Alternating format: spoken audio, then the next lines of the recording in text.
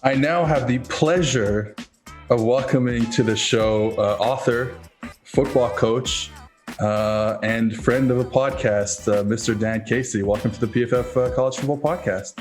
Seth, thanks for having me on, man. We've been shooting back and forth on Twitter for a while now. It's finally good to sit down and chat for a bit. So you are, I guess, one of the reasons I want to have you on is because you just wrote absolutely, and I said this on Twitter, but an absolutely beautiful book about counter, about like one specific running play.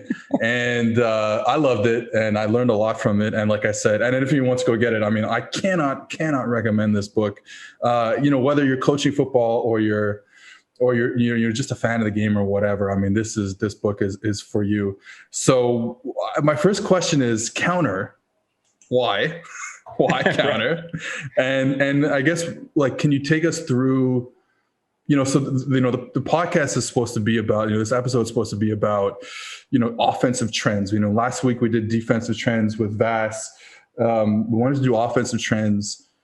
So you wrote this book on counter. Why counter? And then, like, what is kind of like where does counter come from, and why is it so important in 2021?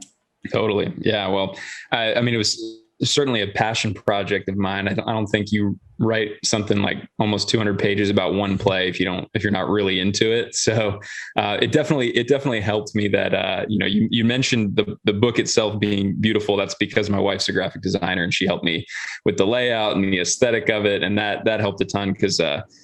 Yeah, I mean, to be honest with you, like I've been searching for resources in the coaching community forever and downloading all the playbooks and, getting film sent to me all the time. And one of the things that I just noticed was that everybody has their system that they'll share with you. And it's kind of all the pieces kind of fit together. And that's great. But especially at the high school level, you don't have the athletes that you can just plug and play someone else's system. Like you really have to pick and choose the concepts you're going to use and find a way to fit them together to fit your personnel. And so I noticed that was a big issue. And then I also realized that there's a lot of overlap between different offensive systems, and they're all using very similar concepts, even though they may, just because someone's running the triple option and then someone's running the air raid, they're actually still both using GT counter occasionally. And I just thought that was fascinating. Like two systems that we think are the exact opposite of each other have a lot of the same schemes folded in.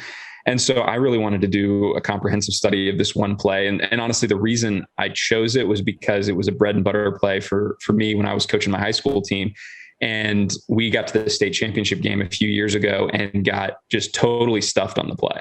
The defense that we were playing figured some things out and really did a nice job scheming us up. And it was really frustrating for me as a coach because I didn't have answers on the field. And I'm sure any coaches or fans this is the origin story for every coach who becomes a book writer.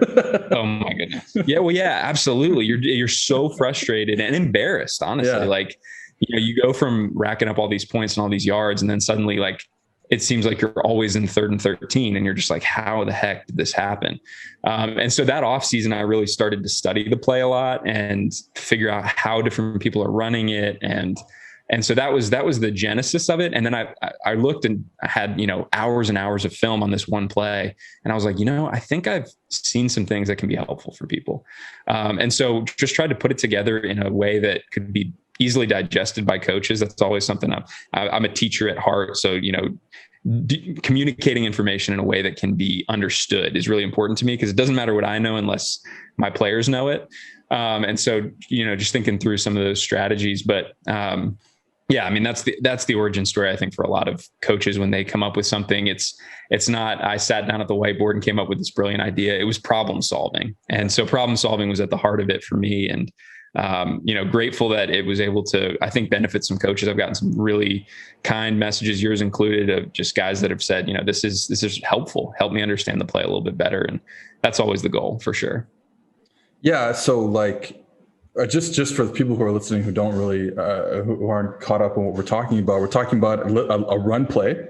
Yes. So I think counter is interesting just as a name because like it's not like some people like I'm sure me and you who are like haughty assholes are gonna say like, well, it's not, the counter is not like a counter where you look one way, the running back goes one way and then comes back here. That's part of it sometimes, but really when we're talking about it, counter running play, the counter running scheme is, well, you know what? It sounds like I don't know what I'm talking about, but I'm going to let you. I'm going to let you. You are the counter guy. So what is counter? Let's start with that. What is? Yeah. So I mean, to be honest, initially it was a counter, right? So if you go back to the Joe Gibbs era, the Hogs running, they called it counter tray. It was basically GT counter. And me and Richard Johnson over at where is he now? I think he was at SB Nation. Yeah. He's now like SEC. He's everywhere, but we always joke that the podcast is a visual medium. So this is going to make a lot of sense to everybody, but that's why I let you explain it. Right. Exactly. Well. It's not easy to see. But basically, the guard and the center are pulling, or the guard and the tackle are pulling. That's kind of the simplest way to run it. And then there's a million other ways that you can run it with other pullers. And the way I kind of differentiate it is, two either offensive linemen or tight end bodies pulling across the line of scrimmage, or across the center line, really. I wish we could just get on a whiteboard and draw this thing up. But for the sake of brevity, we'll keep it moving. I mean, it initially was a counter. And, even before the Gibbs era, Redskins kind of made it popular. It was being run by Nebraska, Tom Osborne, and he's known for kind of the power eye option football. But I always tell people whenever I talk to them about just run game in general, you will never find a more comprehensive understanding of run football than going back to the original like Osborne, Nebraska Cornhuskers. I watched. So this is post Osborne. So because I think it's like the '95 Fiesta Bowl. I guess they're playing against Miami one year. You might have still been there. You might have still been there, but I couldn't believe, because it's like you said, like we think of Nebraska during the time, it's like triple option, I-form triple option, that type of stuff. Right. And I could not believe, like finally actually sitting down and watching one of those teams, could not believe how diverse their run. They were doing so much, and the thing that I really loved about it, and this isn't just Nebraska football, like all the great coaches were smart enough to do this, but if you're going, the more you condense inside, the theory is the more you have to show shit. You know what I mean? Like, absolutely. And they were showing this and then coming back with a counter, and then they're faking this and doing that. We talk about motion all the time in today's football, but they were doing so much eye candy within that tight space. So I think that's like a kind of a misnomer. Yes, they ran a lot of option, and yes, they were very good at it, but the run game was super diverse. And like you're saying, the counter game was really good too. Yeah, the reality is with the Nebraska teams, like you have seen entire programs build an entire offense off of one concept that Nebraska kind of hung their hat on. And Nebraska just had access to everything. Now, granted, like they weren't nearly as diverse in the pass game, and that's kind of the trade-off you make. So, you're almost seeing the exact opposite with air raid teams where they're super diverse in the pass game, more or less, with, how they're reading routes and all that, but very simple in the run game. So they may be only getting to like inside and outside zone. And I think as a coach, you kind of have to pick and choose and say, I want to hang my hat more on the run game, and I'm going to have great diversity within that, or kind of vice versa, unless you're like Sean Payton and then you do both. I think there are those genius types that can get to both and really teach it in a way that guys can comprehend both. But particularly at the high school and college level, you kind of have to pick where you're going to go in deep on whether it's going to be kind of more in the pass game or more in the run game. So getting back to counter, we're seeing I don't have the numbers, but like we're seeing an uptick in counter, and especially you're talking about GT counter. It always helps when one team who is really good runs it really well, and they're on TV a lot, and that would be the Oklahoma Sooners of the past few years. But I think that there's always a reason behind why we get to these concepts that become important. So I'll let you answer, like, why has, besides the fact that, a really good team is on TV running it a lot, why is counter important in today's football against these type of defenses that we're seeing? Yeah, I think there's there's a couple different ways you can look at this. I think the first way I look at it is, even if you go to the highest level and you're talking about the Shanahan 49ers, like they're kind of known as like the wide zone team, right? Like the Shanahan tree, Kubiak, all those guys, kind of wide zone play action off of it. And what you need in that type of a system is tremendous communication between your offensive linemen, being able to pass things off, especially defensive line movement, understanding how to get to the second level. And so even when you're watching a Shanahan team, you're going to see more counter early in the season as they're kind of getting their feet under them. So they're going to run more gap schemes. And the reason is because the rules are clearer. Whereas there's a lot more kind of nuance in the zone game. It requires a lot more communication up front. And so for me, where that started is I wanted to be an outside zone team all day long when I started coaching, because we played with tempo. I kind of wanted to mimic what the Oregon Ducks were doing back in the Chip Kelly days. I was like, that was the offense I was going to roll with. And when I had a veteran offensive line that could communicate well, it worked really well because we were able to pass things off. We were able to handle different looks. But as I graduated kids and had more youth in the program, I realized the gap schemes, the rules were clearer. And I think when you're seeing a team like Oklahoma be able to run their counter schemes. Now, granted, a lot of the reason they're doing it is because they're seeing a lot of odd fronts and 3 down looks where they're doing something unique that I don't think everybody can do. But they'll basically, if you're thinking of a defensive front with a nose lined up, head up on the center, and then we call them 4 eyes, or it's a tight front. So that on the inside shade of the tackle, what they'll do is they'll actually block their center all the way back to the backside 4 eye, which is a long way to go. That's like a gap and a half. And so, that takes a particular kind of ability level at the center position. I've often had people ask me, who's the most important offensive lineman if you're going to run GT counter? And I always tell people center, because if you can pull your center, it adds a whole different dimension. Clemson does it a lot. They'll pull their center. And if your center can block back or choke back on a 3 technique or all the way back to a 4 eye, you can run whatever you want. And so I think, when Lincoln Riley I think it was Creed Humphrey was his center. Kid was a great player. He was really mobile. And so he let them get away with some stuff that they maybe wouldn't have been able to get away with a heavier footed. He was also like a 3-4 year starter or something like that, which I think he was. Yeah. No, for sure.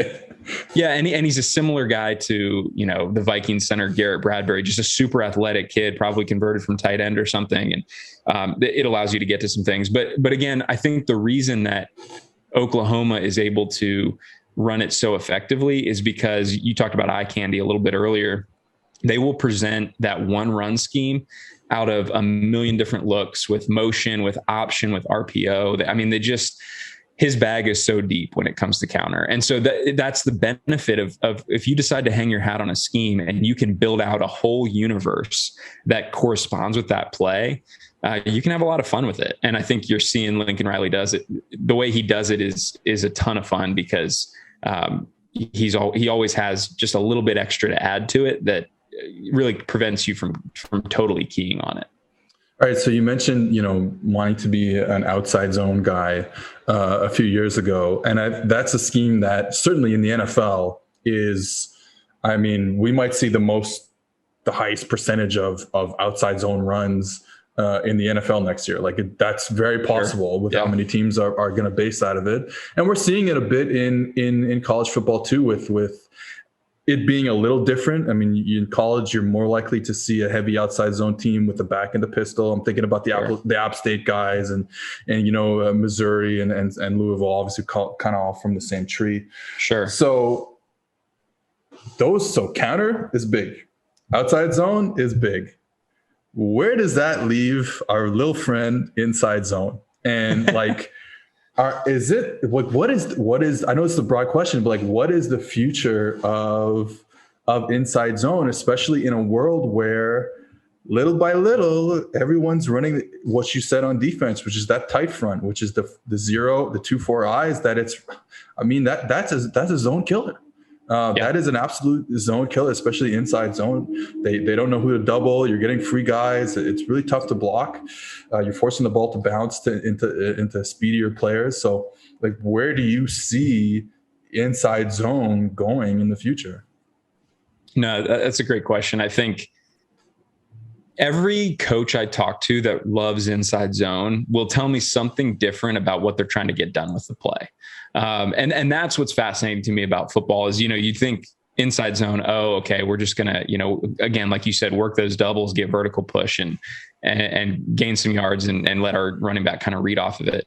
But interestingly enough, there are coaches that are talking about inside zone and they're saying, we're really looking to open up the front side to backside A. Oh, we're looking to open up the you're talking to one of those guys. Yeah, I mean, you're basically, yeah, exactly, right. So every coach kind of has a different perspective, and then the split zone guys are even going to wind back to that kind of the new C gap. And so I think that's the future is definitely not 10 personnel zone read, because I think defenses have figured that out because they've, with scrape exchanges or different things like that. Like there's ways you can handle that. And that's, I think what gave inside zone new life was the zone read and giving, basically being able to pick up an extra hat. But let's be honest. I mean, inside zone's always going to have a place in an RPO world, especially with split zone.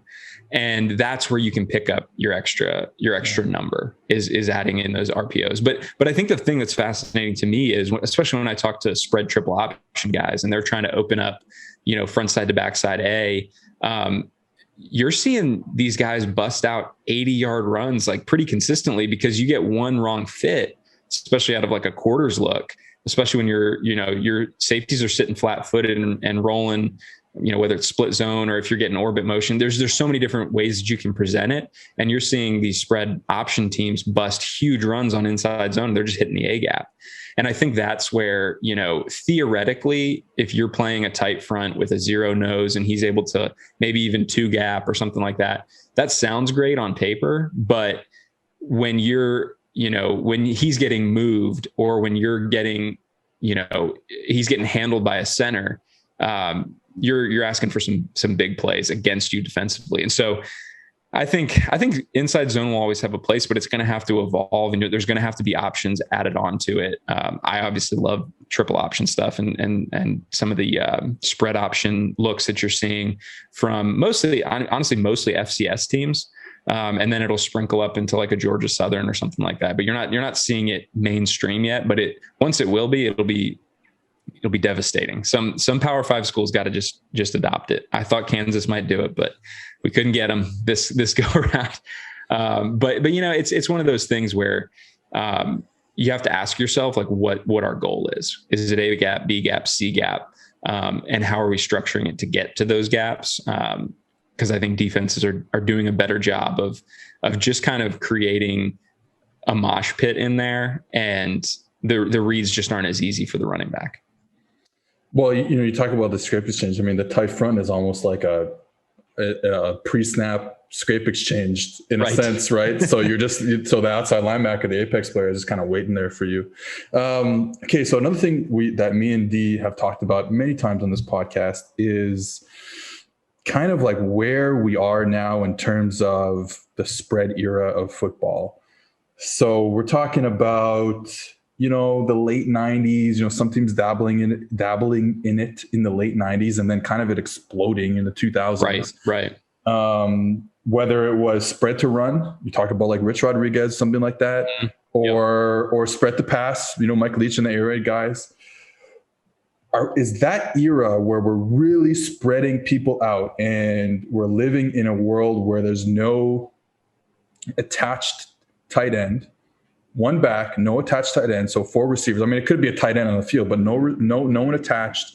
Spread him out, and even like, you might have an attached tight end, in line, but that's very different than I think what we're seeing, where that tight end is now off and he is more of a, what people would call like an H back or a full back, the second running back. So like, is it dead? Is the spread dead? Like, can we live in a world? Now, obviously the main culprit, the main issue, has been Mississippi State last year. Right.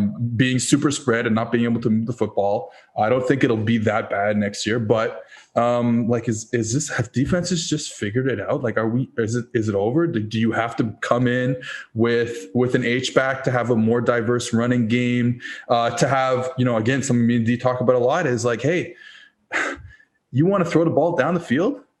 You can't really do it in four wide spread. Like, you got to have a fullback in there. You got to protect, and you got to give your quarterback time to throw the ball down the field. And we know that's important because you got to create explosive plays to win football games. So yeah, just Totally. where do you see football going in the future? And it's like formationally and like philosophically. Yeah. I mean, it's the great thing about football is how cyclical it is. And, I would say the spread in the traditional, like 10 personnel, 4 wide receivers sense is dead. It's certainly not the future of football right now, but it'll probably be back in about 23 years or so and somebody will kill with it. But I think that's, I see football and basketball being so similar in this regard, or where you see how much personnel influences schematics. And, I think when you see teams like, back when James Harden was with Houston and, obviously Steph and the Warriors, you're seeing smaller lineups that, you're basically just saying we're either shooting threes or layups. Like, there's no mid-range game. But eventually, obviously, there's going to be so much space in the mid-range game, or even like posting up, where that's going to come back around. Like it just inevitably will, because it'll be easy money essentially. And so I think what you're seeing now is, and this is something I've talked with a lot of coaches about, if you're going to see a lot of tight front, a lot of 3-down looks, then you're eventually going to need to bring tight ends into the game. Particularly, I love the tight end wing alignment, where you're creating a 3 or a 4-man surface, and you're basically saying you're either going to have to adjust your front, or you're going to create a massive bubble. And you're basically seeing, with what Coastal Carolina did, for as much as they were a spread option team, they were running, inside zone and belly, and they were creating surfaces, and they were arcing 4 eyes and reading them. I mean, they were just doing some really cool stuff that no teams tackles ran more than Coastal Carolina's tackles. All right, let's stick with the passing game. 4 concepts that I wanted to get over. See if we can do it in record time here.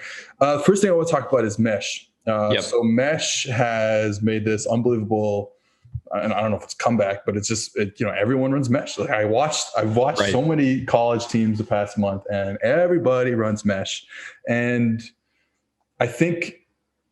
I from what I understand, I mean, this is something that, it's all like Chip Kelly mesh, basically. Like, he made this popular, and it kind of goes back to what I was saying about Oklahoma. Like, hey, if you're running this stuff and you're good and you're on TV a lot and people like watching your offense, teams are going to steal it. So we're seeing mesh just explode. Like, are you into mesh? Like, what are your thoughts? I know it's a broad question, but like, I go back and forth about mesh. I'm like, do I like mesh? I don't like mesh. I don't know. Yeah, I mean, some guys hate it. Everybody, I think, has at least experimented with it. And I think, when the casual observer or kind of the coach dipping his feet in the water of mesh, but when they think of it, they're like, oh yeah, it's the 2 receivers crossing over the middle and slapping hands and, trying to run off man or trying to sit down in zone. And I think the more guys I talk to that are running mesh and running it successfully, is they're not really looking for mesh all that often. Like, it's the other routes. Like, this is my problem here. Is like, we got to stop calling everything mesh just because 2 receivers, like you said, slapped hands in the middle. Because it's like, if it's a play where like the post is the primary route, or the wheel, like you're seeing the tailback wheel out of the backfield. Like, it's like, to me, it's so different conceptually. Yes. And I saw on Twitter, Kyle Kogan talk about like 2 different mesh plays, and how he's like, well, this one is good against this coverage, and this one, even though it's mesh, is good against a completely different coverage. So totally. Yeah, I'm on board with that. Well, and what, you kind of mentioned the wheel, and, again, it's semantics, but there's coaches that I think that run it the best, that call that kind of a rail route, where they're basically looking to throw the ball to the running back vertically, but it's like within the first 2 yards past the line of scrimmage. So like the running back's getting vertical, and it looks to like a fan like a wheel route, but it's hitting so quickly because it's the primary read. And a lot of guys I've talked to that, say that the running back is they're always their number one read. Like, we'll always take the running back, whether we run flat, whether we run option, whether we run rail. That's the first look. And to be honest, like a lot of times you're able to out leverage a linebacker with that route. And with the way the angles work, and you saw it a ton with what Sark was doing at Alabama. Now, granted, he has the best players in the world, but that rail route was killing people. Yeah. And, even a year prior with LSU, Clyde Edwards-Helaire was able to run that route really effectively. And he was one of the best receiving running backs I think we've seen in a long time, which is why he really deserved being that first round pick. I believe he's a first round pick with the Chiefs. And he deserved it because of the dynamic that he adds. And I think that's what Urban Meyer's hoping to get out of Travis Etienne. Like, you're seeing what you can do with a running back is you're not really playing him like a traditional running back. And so mesh is kind of the quintessential, I have a running back in the backfield, but he's really a fifth receiver kind of concept. And there's just a lot of things you can do with that. And I think another route that comes open a ton, especially in the NFL, but at the college level too, you don't see guys running it as much, but that kind of over the ball route where that, the slot receiver will just press vertically to about 12 yards over the center and just turn around. And a lot of times you run a post over the top to clear it out, or, some sort of outside release route on the front side of mesh. And again, it's not that you don't come back to mesh at some point, but I think what you see when you get really frustrated watching mesh is when you see high school teams run it and the quarterback just stares down the mesh the whole time. And you're like, that's really not the point of the play. You can come down to that. And a lot of times what you'll see quarterbacks will read like rail to post and then come back down to the mesh. Yeah, guys do it a little differently. I've talked to a lot of guys that do it. Everybody has a little adjustment or a little progression that they change. But yeah, my biggest adjustment is that I don't run it. fair. Yeah. I mean, yeah, it's like, no, I've come around. Honestly, I've come around on mesh. I swear, I'm going to out myself so much here, but I swear one of the reasons I didn't like mesh because no one ever like taught me how to read it. Right. So I would look at it and I think now it makes sense to me as an older gentleman, but in my 20s, I was like, I don't understand how I'm supposed to get my quarterback to figure out this play. Now, I don't know why, but it makes sense to me now. But one of the things that really helped me was that I always messed up the protection in mesh. And so, like, for example, a simple like 5-man protection would be like a half slide or like a zone side and a man side. And I would basically slide to the mesh or to the primary read side instead of manning to the primary read side. I know this is kind of getting in the weeds, but the running back is your hot.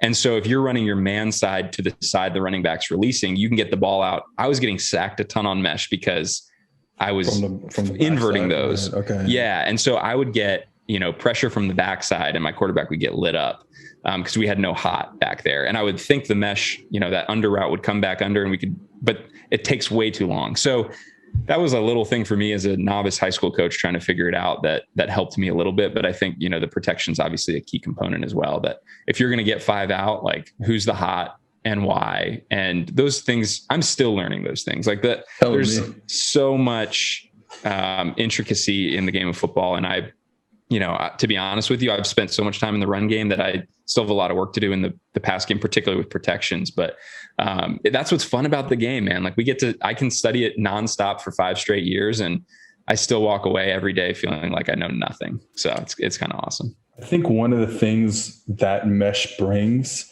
is it's one of these, and there's a few out there, one of these full field reads that are making a huge, again, I don't know if it's comeback or it's the starting, but quarterbacks being able to, at such a young age, go 1, 2, 3, 4, 5 sometimes, or instead of just being like, hey, you're going to look to one side and you're going to read, a high low on a smash. Like, not that smash is not important anymore, but like, and you're just going to throw it and that's it. And now we're seeing like the ability of quarterbacks, because of all these reps they're getting throughout the year, the level of quarterback coaching, private or in school, and just all the 7-on-7s, just so many reps.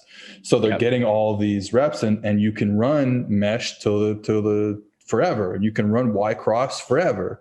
Yeah, you know what I mean? Like you can just keep running these things. It's really interesting you mentioned that, because we actually just had Mike Kafka on our podcast, the Coaches Collective podcast. It actually just released recently, but he said something that was fascinating to me. And he said, one of the big shifts in the NFL is that you're seeing quarterbacks come in with much better vision, full field vision.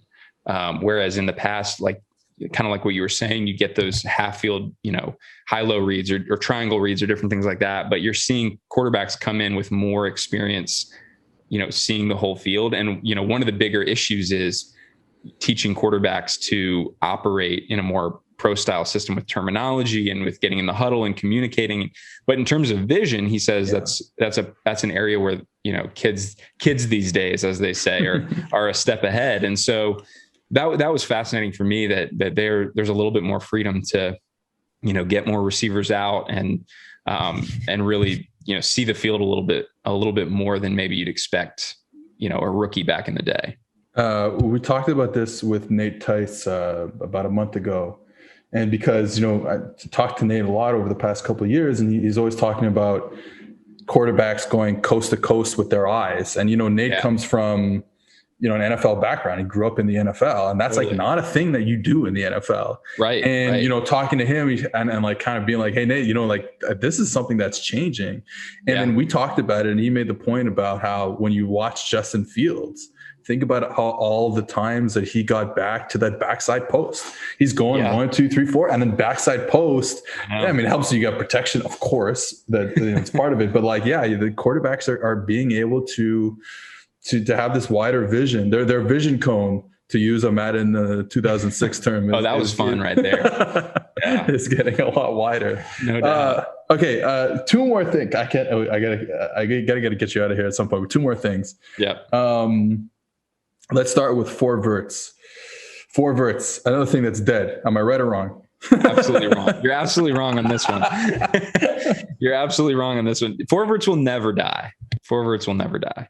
And it's because, you're seeing the adjustment people are making. And the adjustment is, being able to throw to grass, which again, not as much of a thing in the NFL, a lot more of a thing in college. But the reason four verts is great is because, and honestly, this is in the NFL too. Like when you match it with the run game, particularly power read, and you're getting running backs vertical. I mean, it's an incredible spacing scheme, and that it's the purest spacing scheme, really. It really is. It really is. And when you have, and again, this is something Lincoln Riley talks a lot about with his Y and Y cross. His Y is not a tight end; it's the guy that has the most feel.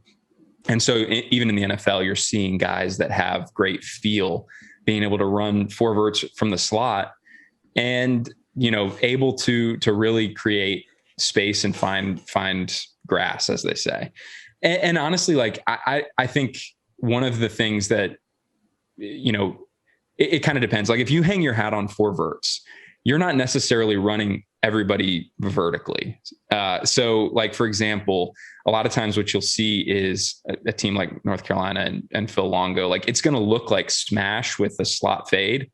It's four verts. They're just kind of making that adjustment based on kind of the coverage or, what space is available. And so if you're going to get, a single high look, cover one, and you can win in the slot, then that vertical's, but you don't want to get in the way of the vertical with the outside receiver. So he may run a hitch or sit it down with a comeback or something like that and get a truer release. I still kind of feel like that's in the four verts family, even though it, people are going to call it smash. It's like we're reading based on the kind of coverage we're getting, and we're trying to get guys in space. And so again, I don't think it's going anywhere. I think if you look at triple option teams, they live off of four verts. That's their play action, and they're getting slots vertical, and they're, running, it looks like a wheel, but it's really a vertical route from that motion position. And so it's going to be around forever. It's just going to be adjusted to, I think, by the offenses. And it's not the same as it used to be, where it was like your cover three beater, where you're trying to bang it into the seam. Like, it's not like that anymore, really. You're actually seeing guys run it a lot against man, because you can, if you have a guy that can kind of stair step the bender, you create separation and win that route. And it's a good deal for you. All right. Well, you heard it here first. Dan Casey says smashes 4 verts. All right. Okay. Last thing. Your next big project. So you just wrote about counter. You just explained it to us. Your next big project is screens. Yeah, man. We're going all in on screen game. I guess, we'll stay on brand, ultimate guide to screen. I think it's just, it's something that as a coach myself, I never felt super confident in our screen game. It was always kind of like a late add-on. Don't even get me started. I feel you 100%.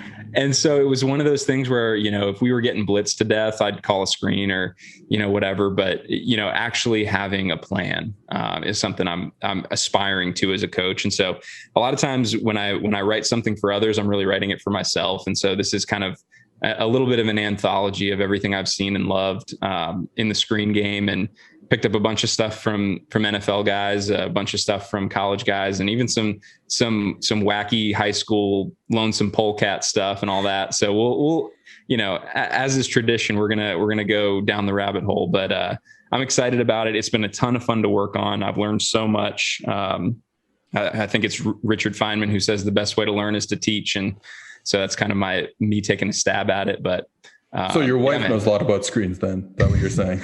She does. Yeah, she's. I'm lucky enough to have an in-house graphic designer, and she could care less about screens. But I guess she loves me, so that's a good thing. That's nice. All right, Dan Casey. All right, tell the people where they can find all of your work. Yeah, man. So. Again, appreciate you for having me on. Probably the best place to find me is on Twitter at Coach Dan Casey. I try to post pretty consistently on there, just ideas for coaches and things I find interesting. I'm on Instagram in the same way as well. And then I have a website, coachdancasey.com, if you're interested in reading some blogs or taking a look at the counter book. And the screen book will be up there hopefully in the next few weeks. I've got some writing to do, but I'm almost there. We all have some writing to do. No doubt. All right. Dan Casey, thank you for joining us. Appreciate it, man. Thanks for having me. DraftKings Sportsbook is giving you a chance to lower the over-under on a featured playoff game. That's probably the only way I would ever win a bet. All players who place a bet on the featured basketball game will have a hand in lowering the over-under on the game. That's right. For every 1,500 players who bet the over on the select game, the over-under will drop by 1 point. DraftKings is safe and secure and reliable, so you can deposit and withdraw your funds at your convenience. Download the top-rated DraftKings Sportsbook app now and use promo code PFF when you sign up to hammer the over. For every 1,500 people that bet the over in the featured game, the line will decrease by 1 point. Yes, this is your chance to improve the odds of the over hitting. So tell your friends and family this is a team effort. Hammer the over and improve your odds of doubling your money. That's promo code PFF for a limited time only at DraftKings Sportsbook. Must be 21 or older. New Jersey, Indiana, Pennsylvania only. Restrictions apply. Max $25 wager, one per customer. Offer ends May 23rd, 2021. See DraftKings.com/sportsbook for details. If you have a gambling problem, call 1-800-GAMBLER or in Indiana, 1-800-9-WITH-IT. In these uncertain times, life is full of questions like, when should I start thinking about life insurance? But however difficult these questions may be, Western and Southern can help you answer them. Backed by over 130 years of experience, together we can look ahead to leave the unknown behind. Western and Southern Financial Group, life insurance, retirement, and investments. Compensated endorser, products issued by member companies of Western and Southern Financial Group, Cincinnati, Ohio. I want you guys to remember that if you are listening to this PFF podcast, we have other great podcasts on our PFF Podcast Network, which covers, of course, the NFL, fantasy football, and this show, college. So you can recap the NFL draft with PFF Mike and PFF Austin on 2-for-1 Drafts. Probably one of the best podcasts out there, in my opinion. You can check out Ian Hardett's Fantasy Football Podcast and get a leg up on your league. I'm going to need it next year because I finished very poorly last season in fantasy football. And get all your 2021 betting content with the PFF Forecast, another great podcast. So a lot of podcasts on the network. Make sure you tune into all of them. All right, I now welcome back Mr. Anthony Treash to the podcast to talk about the top 10 returning running backs in the country. Mr. Tony Treash, what's going on? Not much, man. How you doing? I'm good. I sound like, it's funny, like we should just start recording when you get on the Zoom call, because the second I click record, I'm like, hey, what's going on, Tony? What's up, guy? Like, that's not who I am. So what's up, Tony? We did have a pretty good conversation for about 5 minutes. Yeah. But before this, Tony is wearing his Hawaii home field Rainbow Warriors t-shirt representing out in on the islands. All right, let's get into it. Don't have a lot of time here. Let's get into it. Top 10 running backs from you can go on the website. You can go to pff.com and find this article that you wrote. Let's start with number 1, Mr. Tank Bigsby, Auburn running back. What are your thoughts? Yeah, you're not even going to pimp the PFF College Magazine before we get into it? I know we're short on time here, but who says I haven't already pimped it at the beginning of the intro of this episode, which I haven't recorded yet? All right, I mean, I'm going to leave that on you then. But yeah, the promotion for it at the beginning of this episode, I loved it, Seth. It was fantastic. June 28th, be sure to check that out. But yeah, Tank Bigsby, fantastic name, great contact balance. I mean, he was one of the more elusive backs in college football this past season, top 5 in broken tackles per attempt. And before he had that injury against Tennessee in week 12, he was 3rd highest graded ball carrier in the FBS behind Javonte Williams and Khalil Herbert, both of whom now off to the NFL. I think what he did as a true freshman this past season was nothing short of spectacular before he got hurt. And I think he is the top back. And, this group, but before we get any further into it, it was probably the most difficult 100%. Position to rank because, I think the margin between 1 and 11 is so slim compared to like every other position. Every other position is so wide, but I think you can make a reasonable case for guys that weren't even in the top 10 that should have been in the top 3. Yeah, with Tank Bigsby, just you love the bowling ball nature of his play, just running people over. I saw him cut. There was a run against Arkansas where he basically cut off like one leg. Like he was like on like one-legged hopping, and then he made a jump cut, which was kind of wild. So yeah, I'm also a big fan of him, and I also agree. I mean, this is tough. I mean, you watch all these running backs, and it's just, man, there's a lot of good ones out there, and a lot of different styles, but it's tough to really differentiate here, and definitely in the top 5, top 6. And yeah, definitely, like you said, there's some guys who are going to be left off who deserve to be left on. And let's get into number 2 then. Kansas State's Deuce Vaughn. Smaller, like, look, you see a little kid. You see a little running back wearing Kansas State colors, speedy. First thing that pops in your head is Darren Sproles. Now, he's not exactly like Darren Sproles, but he's fast. Unbelievable cutting ability, making people miss in space on the outside. And you saw a lot of his big runs were outside the tackle.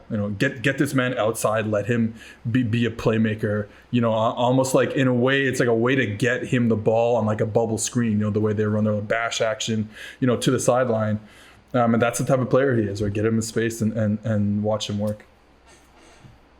Yeah, like you said, quick and agile. That's what he is. You just don't want to be a guy in an open field seeing him come at you. There is one receiving rep he had in the slot where I think it might have been Texas Tech. They put an off-ball linebacker on him that was just stiff as hell. It was one of the most embarrassing things I've ever seen. He can do it all. He can carry the ball, receiver. And I think, he's just that electric of a guy. He deserves to be in the top 3 because he generates value in both facets.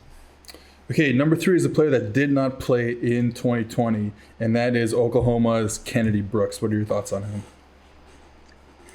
Yeah, I mean, the 2 years prior to 2020, he was the third highest graded running back in all of college football, one of the top breakaway threats. I mean, he actually had the highest rate of explosive runs of 10 or more yards than anybody else in college football. He's not really, doesn't have that electrifying speed, Yeah, that's what I was but gonna he say. still was a breakaway threat. Elusive, fights through contact. And I think it's a very underrated, addition, bringing back Kennedy Brooks in this Oklahoma offense who, hey, I keep saying it, Oklahoma, I think they have a chance to win the national championship. I think people are sleeping on them too much and still pointing to the SEC here or even Clemson in the ACC. This is a legit top team. Well, I mean, the thing with Oklahoma is like you put them in the playoffs often enough, and they'll be there because of how dominant they are in conference. They're gonna win one of these semifinals. Do it enough times. They're gonna win one of these games, especially since they're overtime against Georgia. Obviously, they didn't get it off to a good start against Alabama, and then had to come back. But it was kind of a tight-ish game by the end. Obviously, they got blown out by LSU. But you put them in this situation enough times. Eventually, they're gonna win. They're gonna win one of these games. My thing with Kennedy Brooks was, like you said, a lot of explosive runs in terms of runs that gained a lot of yards, but maybe not an explosively fast player, but still a tough player, tough runner, very patient. I found he waits for stuff to get settled in front of him, and then he's making his move, and then he's off to make a big play. So I'm a big fan of him as well. All right, number 4, interesting one, Brian Robinson from Alabama. Obviously, not a ton of carries backing up Najee Harris last year, but I think we can safely assume, obviously, big-time recruit.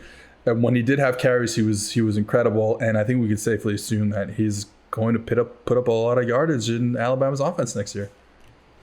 Yeah, I mean, and it's still a very talented running back room without Najee Harris. And before we get any further, too, I should have said this from the start. The different, people think PFF and they think running backs don't matter. That's not the same for college football. We've done data studies on this. Running backs are actually valuable in college football because the talent disparity in some cases is so significant that if you have just a completely talented running back, it can be a very valuable addition to any offense. And that's why, when we're saying, with Oklahoma, bringing back a Kennedy Brooks, that's valuable. I mean, because the position matters in college football, different from the pros. But yes, Brian Robinson, I just like the way he runs. I mean, he runs with violence. I wrote fighter. I wrote fighter on my, yeah. I mean, that's what I love about that guy. He's tough to bring down. He just runs violently. And I'm curious to see how they're going to kind of go about the running back situation. Too, also, I'm curious to see what happens with Trey Sanders.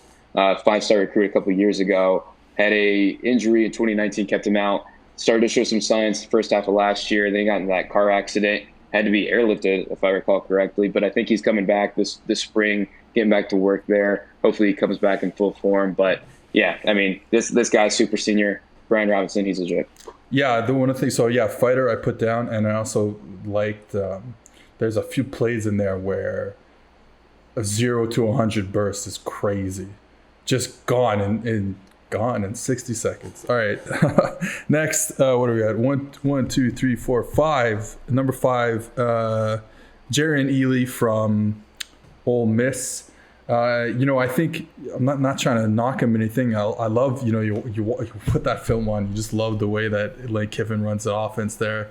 Some stuff schemed open for him a little bit, but my favorite part of his game was the subtleness in his change of direction. Like just a quick move, bang, he's gone. Little sidestep, he's gone. So yeah, those are my thoughts on Ealy, another really good running back. Yeah, I mean, I was about to say the same thing. I mean, that right there, he produced an elite rushing grade this past season for Ole Miss. Two-sport athlete too. Oh, member of the baseball team down nice. There. I believe he had shoulder surgery this offseason. But again, I think this is a good addition. Like you said, some of it was schemed up. Didn't have monstrous box score numbers like Elijah Moore did. But yeah, I mean, he is legit. He's a good guy. Like you said, he can take off. Number 6. And number 1 in apparently a lot of people's hearts, Breece Hall from Iowa State. So here's the thing with Breece Hall. So a lot of people think he's the best running back in college football. He might be. I think we put this list together, but at the same time, like we said, like any of these guys could be number one. And, Breece Hall had the most yards last year. Obviously, it's a weird season, but he had the most yards last year. I think, and he's why people like him the best, and probably why I like him the best, is the creativeness in his runs. I mean, he's breaking all these tackles. He's doing these things. He's coming around. Like, you don't see him. All of a sudden, he's gone for a touchdown. So there's that, and big runs. Not 11-yard runs. We're talking 60-yard runs, 50-yard runs, big runs. So people fall in love with that. I fall in love with it. So I think that's where the love for Breece Hall is. And like we've said, could be number one, could be number 10, could be number one. We have him at 6, and I think it's a good spot for him. Yeah, and I think the big thing with Breece Hall, and it's just all about a volume thing. I think people get carried away that he led college football in rushing yards last year. He had over 1,500 rushing yards, but at the same time, he had 28 more carries than any other running back in college football. You look at, he did have those big play runs, like you said, those 60-yard runs. He's explosive. He can create those. And there's a countless amount of times the uncoachable ability where he can create, chicken salad out of chicken shit. I mean, you can see that. But at the end of the day, 13.6% of those 280 carries resulted in a 10-plus yard run. That was 86 of 140 qualifiers in college football last year. I'm not trying to knock him and saying he's not a talented guy. I just don't think, he's the clear-cut number one guy because he got more opportunities than anyone else in college football. At that point, we need to be thinking that, the offense he's in. Yeah. I will say, here's my thing with I agree with 100% what you're saying. I think Breece Hall might be the most important player to his team at the running back position, because we think about Iowa State. We're like, hey, they're for years now, for a few years, it's like, okay, this is a dark horse candidate to make to win the Big 12, let's say, right, and make the college football playoff or something like that. And what have we been saying for about a year now about that offense? It works when they can run the football, because they don't have to rely on Brock Purdy to be a volume passer, right? And they can put the ball in Breece Hall's hands and let him take over a game, let that offensive line take over a game, and have Purdy drop back off play action, hit some open receivers down the field, and take some off of him. So I think he's like, all these guys that we've talked about so far, I think Breece Hall is the one that probably means the most to his offense. And again, that's why people want him as a number one player. And again, I don't think that's like you said. I mean, like, it's not, you remember the explosive plays, you remember how good Iowa State is when he's running the football very well, but that doesn't mean he's the number one player. Yeah. All right. 1, 2, 3, 4, 5, 6, 7. This is a fun one for me. Max Borghi, number 7 on our list, from Washington State. Why I think it's interesting is the change in offense, going from Mike Leach to Nick Rolovich. So obviously he's a good runner, right? No question. Downhill, no nonsense. That's what I love watching about him. Just like, takes the ball, looks for the first available option, and bang, he's downhill and he's making moves. But the thing with the difference in offenses, and even though they're both like quote unquote spread teams, you have, the run and shoot with Nirolovich that he's in now, and before that the air raid with Mike Leach. But one of the differences is the type of runs. I think they're a little different in what they're going to try and do. Yeah, it's going to be draws and inside zone, but a little different. And most importantly, they don't, Rolovich's Hawaii teams and they never really targeted running backs. So I'm interested to see what happens. Now, Borghi played one game last year, I believe. So we don't really know how it's going to work. But I'm interested to see how many targets he gets, because we know that he is a tremendous, receiver out of the backfield and he was for Mike Leach, and we'll see if he can continue to do it for Rolovich.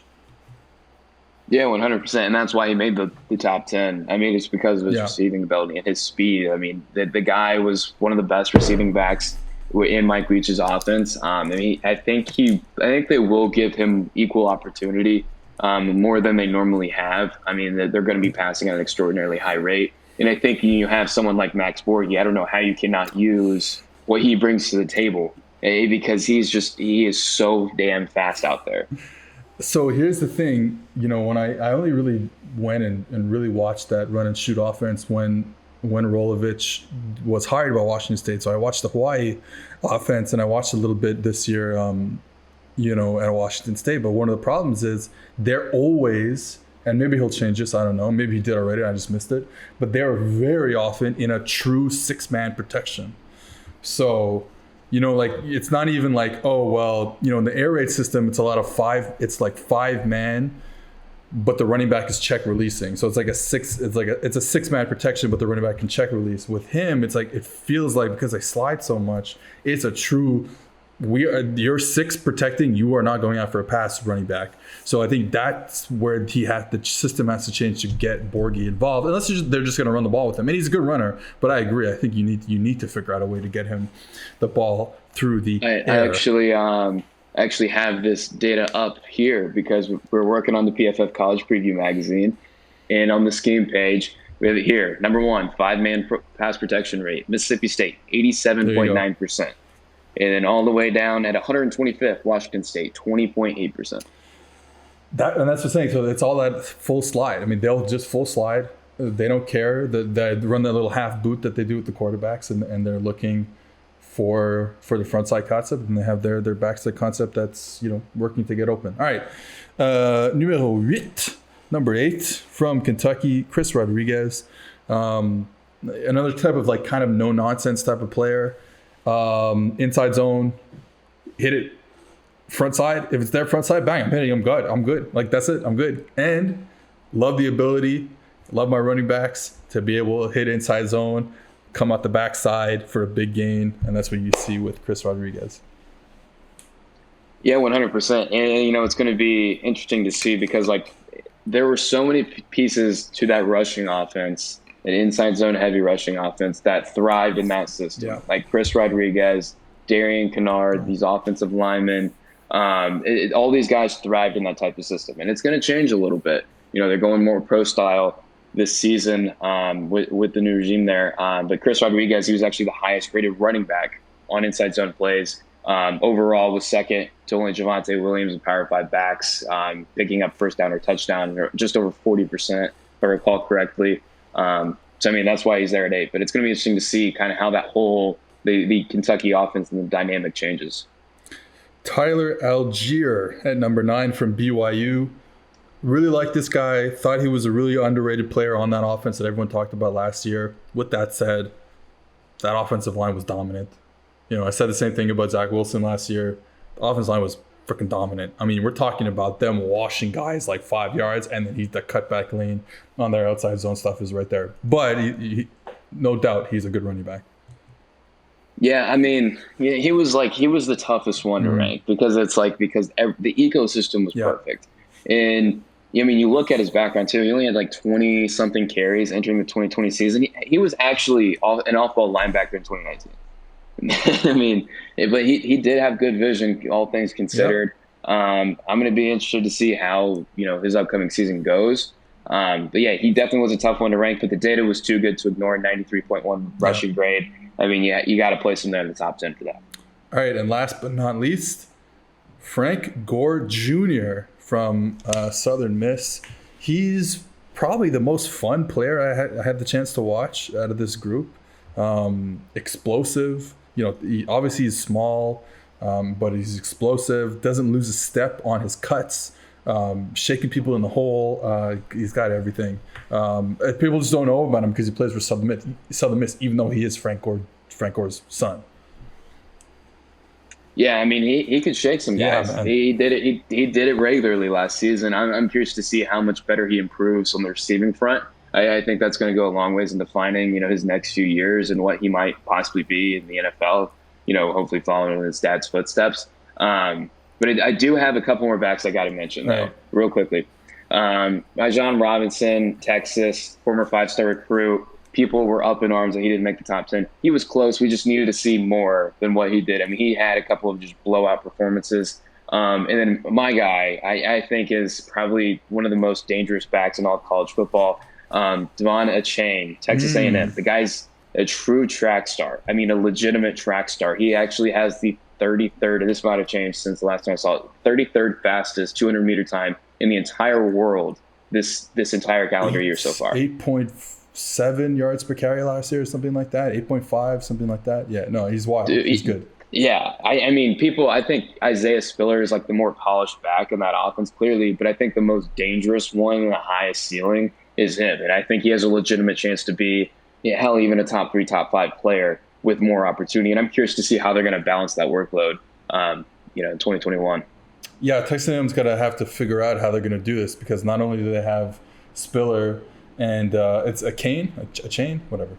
I think it's a chain. I could be wrong. They also give a lot of carries to Aeneas Smith. Oh my God, I forgot his name. Aeneas Smith. Yeah. Well, it's interesting because like I feel like they're stuck like between like, do we just want to pigeonhole him to the slot, or do we want to make him a running back? Yeah, for because it's not like the rushes by him are like jet sweeps all the time. No, they're giving him running back carries. Right. So yeah, they're gonna have to find a way to split those 3 guys and 3 really good players, and still find a way to keep them all happy, as they say. All right, thank you, Mr. Treash, and I will see you soon. We got tight ends, right? Next week. Tight ends next week, or a couple weeks, or whenever we do it. Tight ends, yeah. We're gonna have a memoriam for your LSU Tigers too when we do this segment. Well, I just won't mention his name throughout the whole. You just won't. Well, I mean, theoretically, we could just say he should have ended up with receivers because he might be pretty much a wide receiver for that team. But yeah, we're talking about Eric Gilbert. I'm sorry, I had to bring him up. All right. Well, we'll get into that next week with tight ends. All right.